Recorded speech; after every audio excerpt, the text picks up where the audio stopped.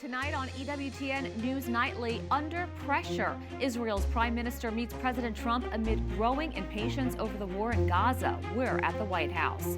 Targeting churches, horrifying scenes after a deadly attack on a Church of Jesus Christ of Latter-day Saints chapel in Michigan. Countdown to a shutdown, lawmakers hold last-minute meetings to try and avoid a disruption to the government. These stories and more tonight. From EWTN, the Global Catholic Network, this is EWTN News Nightly. Thank you for being with us on the Feast of the Archangels. Our top story tonight, President Donald Trump believes we may be close to an immediate end to the war in Gaza. He welcomed Israeli Prime Minister Benjamin Netanyahu to the White House to discuss the plan. President Trump has supported Netanyahu throughout the nearly two-year war between Israel and Hamas. Now, the Trump administration is urging both sides to finalize an agreement to end the conflict. The key question is, will all sides get on board? White House correspondent Owen Jensen reports. Owen. Veronica, good evening to you. President Donald Trump calls today a historic day for peace, urging an end to the death and destruction. And when the president welcomed the Israeli Prime Minister to the White House, I was able to shout this question. President Trump, are you confident, sir, there'll be peace in Gaza anytime soon? I am. I'm very confident. And the 21-point plan, is everyone on board? Later, the two leaders went before the press in the state dining room, laying out the potential prospects for peace in Gaza. So this is a big day, a beautiful day, potentially one of the great days ever in civilization. I believe that today we're taking a critical step towards both ending the war in Gaza and setting the stage for dramatically advancing peace in the Middle East. And as the war drags on, enter President Donald Trump's comprehensive plan to end the Gaza conflict. President Trump and Israeli Prime Minister Benjamin Netanyahu say they've agreed to the plan to end the war in Gaza. It includes an immediate ceasefire, the release of all hostages, a gradual withdrawal of Israeli forces from the Palestinian enclave, and an end to Hamas rule of Gaza. But the path to peace, complex, tenuous, and uncertain. But if Hamas rejects your plan, Mr. President, or if they supposedly accept it and then basically do everything to counter it, then Israel will finish the job by itself. Israel would have my full backing to finish the job of destroying the threat of Hamas. Also part of the multi-point plan, Israel will release 250 life-sentence prisoners. Israel will not occupy Gaza. No one will be forced to leave Gaza. And Gaza will be ruled under a temporary transitional governance. Earlier, the White House press secretary telling reporters, but he's also taken a lot of time to speak with our Arab partners and allies in the Middle East. He met with them at UNGA in New York City last week to hear them out. We've obviously had direct and indirect conversations with Hamas as well. And ultimately, the president knows when you get to a good deal, both sides are going to leave a little bit unhappy. But we need this conflict to end. Now, to clarify, at one point it was a 21-point plan. Today, it becomes a 20-point plan. Now, President Trump's plan would also establish a temporary governing board for Gaza called the Board of Peace, headed by President Trump, and include former British Prime Minister Tony Blair. At the White House, Owen Jensen, EWTN News Nightly. Joining us now is Asher Fredman with the Heritage Foundation. Thanks for joining us. Thank you very much for having me. President Trump announced his 20-point peace initiative. Israeli Prime Minister Netanyahu called it a new beginning for Gaza and the Middle East. What are your thoughts on the plan, and how likely is it that Hamas will accept it? I think that, first of all, President Trump demonstrated his support for the goals of removing Hamas from power, bringing all the hostages home, and creating a better and more stable future for Gaza and for Israel and for the Middle East. And that's a blessing, I think, for Israel and for the region. On the other hand, I think it is very unlikely that Hamas will, in fact, release all all 48 hostages within 72 hours of the plan being accepted. I think they'll probably come back with some excuse like, oh, well, we don't know where they all are. We have to look for them. They're being held by other groups. Or they'll come back and say, okay, we'll release all of them, but only over several months, only based on benchmarks, only after Israel leaves. And then the question is, what is Israel's response? Does Israel say, okay, then it's off the table, we're going back to a high-intensity war? Or is there pressure for Israel to treat that as a positive response, despite it obviously not being what was presented tonight? We also heard Prime Minister Netanyahu warn that Israel will finish the job if Hamas rejects the peace deal, which includes granting Hamas terrorists who give up their arms in favor of peace amnesty by redeveloping Gaza. How might this alter the region's security dynamics and diplomatic landscape? I think, to be frank, experience has shown us that regional international bodies are ultimately not effective in preventing determined terrorist organizations from at least maintaining their military capabilities. We saw that with Hezbollah, where we had a UN force for many years, and Hezbollah was nevertheless able to build a huge terror arsenal.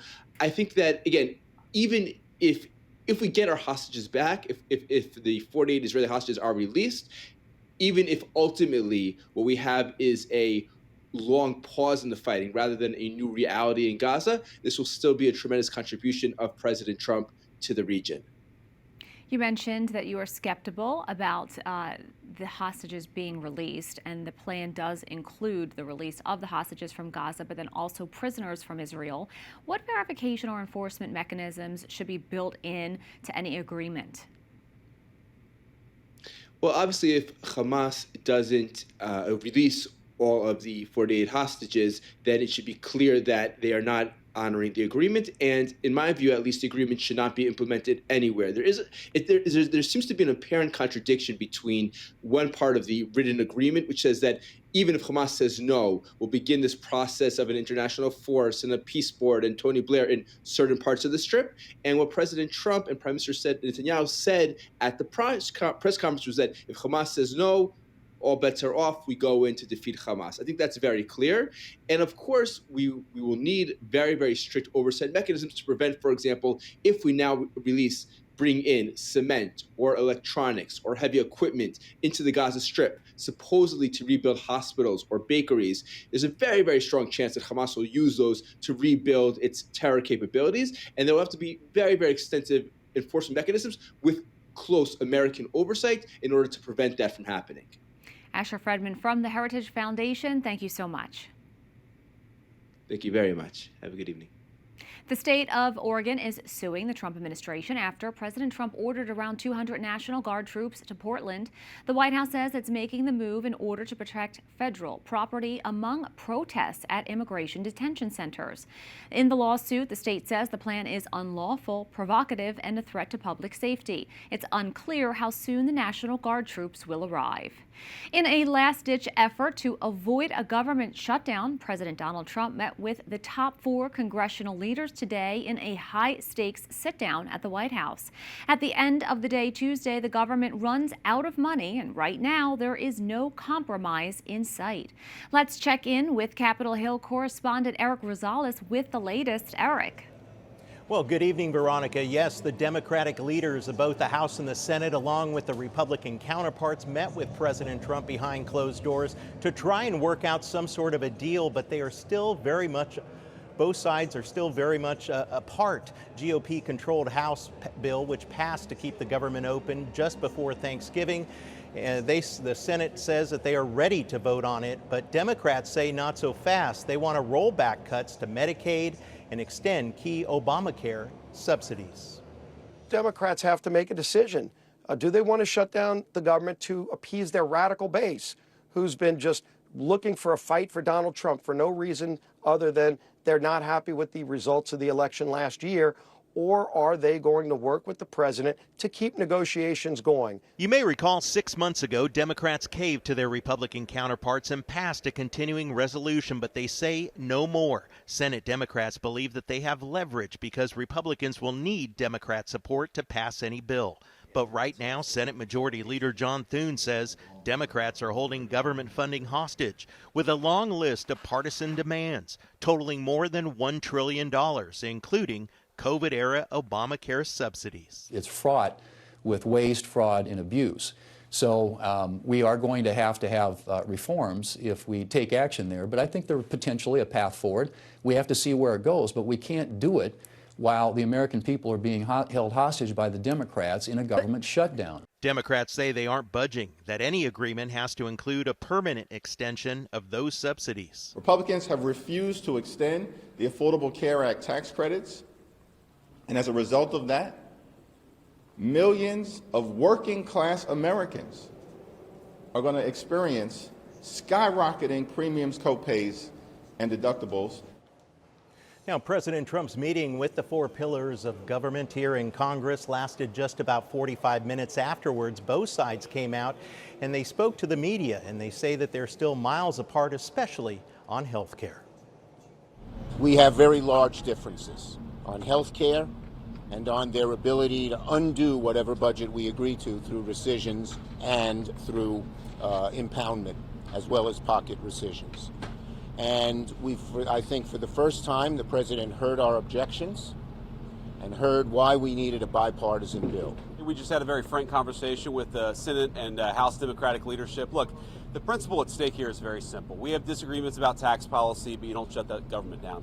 We have disagreements about health care policy, but you don't shut the government down. The problem is that Chuck Schumer and Leader Jeffries refuse to acknowledge the simple facts. Let's review what the simple facts are. As the Vice President was saying, this is the common sense thing to do. This is the right thing to do. This is the simple thing to do. Again, Republicans say that it's all up to Democrats. Now, during the press conference, Senator Thune even held up a bill. That's the Clean CR bill, which passed the House earlier. And he says, I'm ready to bring this to the floor right now, tonight, to end a government shutdown. But as of right now, both sides are still very much apart, but we'll continue to stay on top of the issue and have more tomorrow. At the Capitol, Eric Rosales, EWTN News Nightly. At least 4 people are dead and 8 others injured after a horrific attack at a Church of Jesus Christ of Latter-day Saints in Grand Blanc Township in Michigan. Investigators say a 40-year-old former U.S. Marine drove his pickup truck into the chapel during a Sunday service, then opened fire inside before setting the building on fire. Police killed him at the scene earlier today. Michigan Governor Gretchen Whitmer praised interfaith leaders' response to the attack. They spoke with one voice for the basic principle that we all believe in, that you should be able to pray in peace in our state, no matter who you are.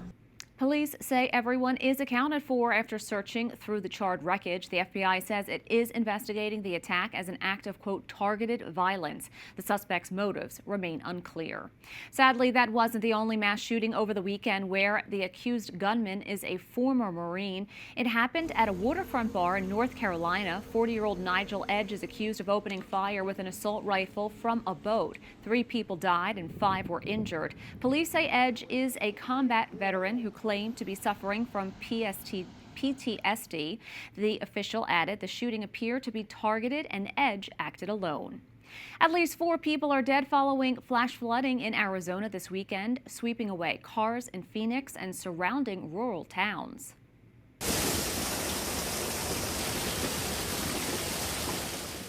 Search and recovery teams are looking for survivors. Floodwaters reached almost 8 feet in some places, marking the wettest day for Phoenix since 2000. The floods swept through a propane tank distribution facility, sending tanks all through a historic town, though none exploded. The race for New York City's next mayor is now a bit smaller. Current Mayor Eric Adams announced he is ending his re-election bid. The announcement was made yesterday on social media. It comes after Zoran Mandami, a Democrat socialist, took a stunning win in June's Democratic primary over former New York Governor Andrew Cuomo. With the election approaching, Cuomo allies have long pushed Adams to withdraw for a better chance against Mandami in November. We have a lot more still to come on EWTN News Nightly, including historic anniversary. We're in Iraq, where an international conference celebrates a major date in church history. And let's talk about it. The Vatican announces the theme for the World Day of Social Communications.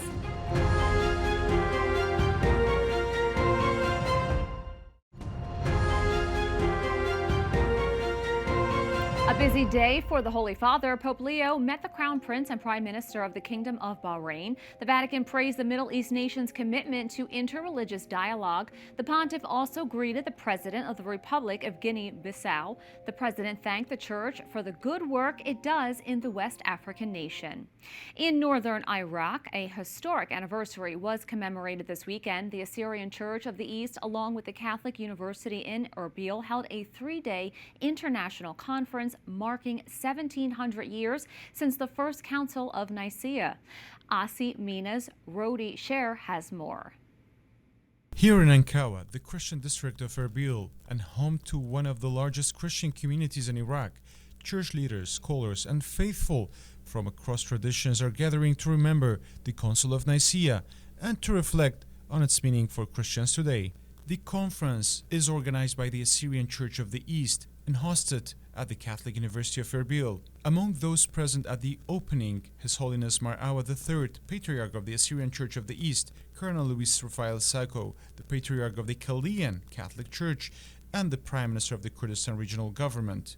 Well, as the Council back in the 4th century did attempt to unite the Christianity in the Roman Empire, even today it unites all of the churches because it is the common faith denominator and the common profession of all of the churches, particularly those of the apostolic tradition. So obviously Nicaea is our doctrinal springboard from which the dialogue began, and in 1994 it was successfully concluded in its first stage when the then late Pope John Paul II and Patriarch Mardancha IV signed a common Christological declaration that became the basis for further dialogue. For 3 days, scholars, clergy, and participants from different churches are gathering here for dialogue. The program includes lectures, panel, and open discussions with a focus on the lasting impact of the Council of Nicaea and its relevance today. With so many scholars, over 25, 26 scholars from around the world to come and see when what we call Christianity have suffered a lot in this region, and now we are coming back, and not just coming back, flourishing and really thriving, and to discuss this an important event made it really very special. So the Council of Nicaea is really the earliest council that is holding together all of the apostolic churches. Later on we start having divisions, Christological controversies, but before all of that we have Nicaea that is a source of unification. Organizers say this commemoration is not only about history, but also about hope. It's an invitation for Christians in Iraq and beyond to stand together, to renew their shared faith, and to carry forward the spirit of unity that was first declared at Nicaea. For EWTN News, this is Rodi Sher.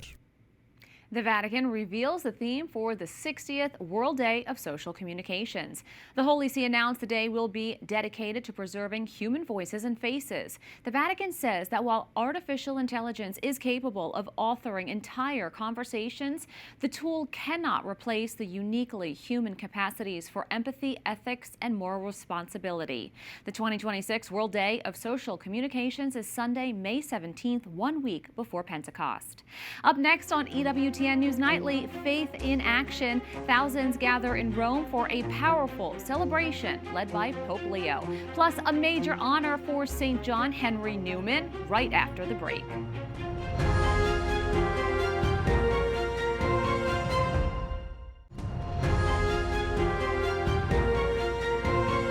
A major honor for St. John Henry Newman. The Vatican says on November 1st he will become a doctor of the Church. Newman was a 19th century theologian and convert to Catholicism. He became a cardinal in 1879 under Pope Leo XIII. Noted for his insights on the development of doctrine and the role of conscience, Newman will be the 38th doctor of the Church. In a statement, Pope Leo says, in part, quote, Newman gave a decisive contribution to the renewal of theology and to understanding Christian doctrine. The Jubilee of Catechists ended over the weekend in Rome. It was the 26th major Jubilee event and brought together thousands of men and women dedicated to spreading the Word of God. EWTN Vatican journalist Benedict Sedegren has more on their work spreading the message of the gospel to the ends of the earth.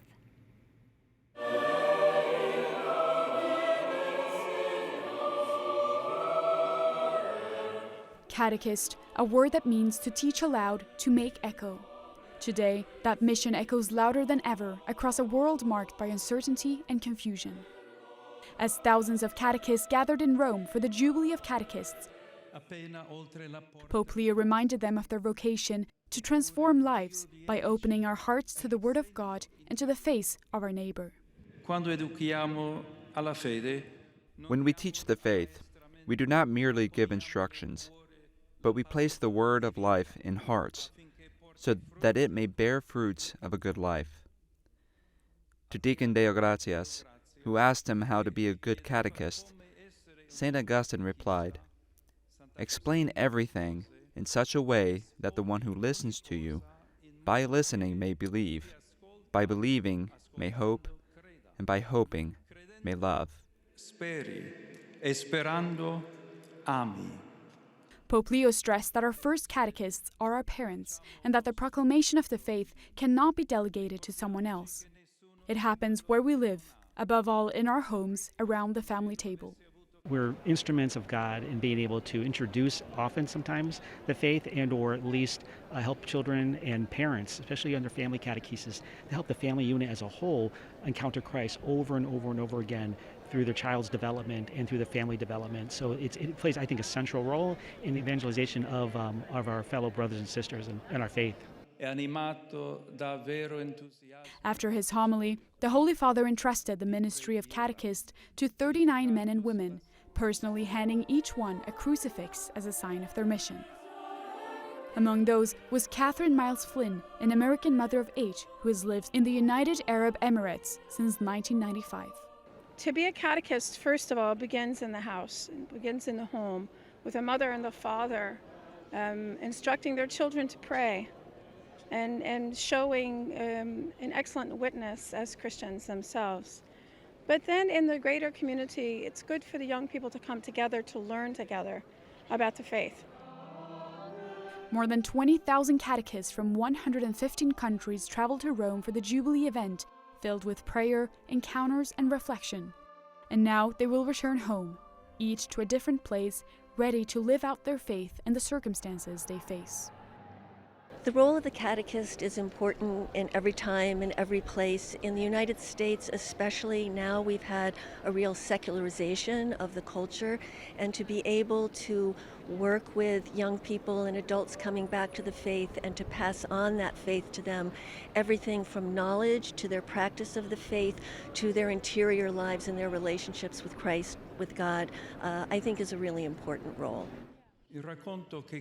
At the end of the weekend, one message stood out. In a world searching for direction, the Church needs catechists who can help communities grow in faith, hope, and charity. Catechesis is a vocation, it's a call that one hears from the Lord and then responds with generosity. So I would say to someone who's considering being a catechist, hear the Lord call you and then respond with generosity. In Rome, Benedictia de Grian for EWTN News Nightly. Today is a special feast day of the Church. We celebrate the Archangels Michael, Gabriel, and Raphael. These are the 3 archangels whom the Church honors by name. They are also the only 3 angels mentioned in sacred scripture. The Prince of the Heavenly Host, St. Michael, is the archangel who appears in Daniel, Jude, and the book of Revelation. His name is Hebrew for who is like God. St. Gabriel is the angel of the Annunciation who announced to Mary the Incarnation. His name means God's strength. And St. Raphael is the angel who heals the blindness of Tobit in the book of Tobit. His name means God has healed. Saints Michael, Gabriel, and Raphael, pray for us. We thank you for watching tonight. Remember, you can follow us on social media, Facebook, X, and Instagram at EWTN News Nightly. I'm Veronica Dudo. Good night and God bless.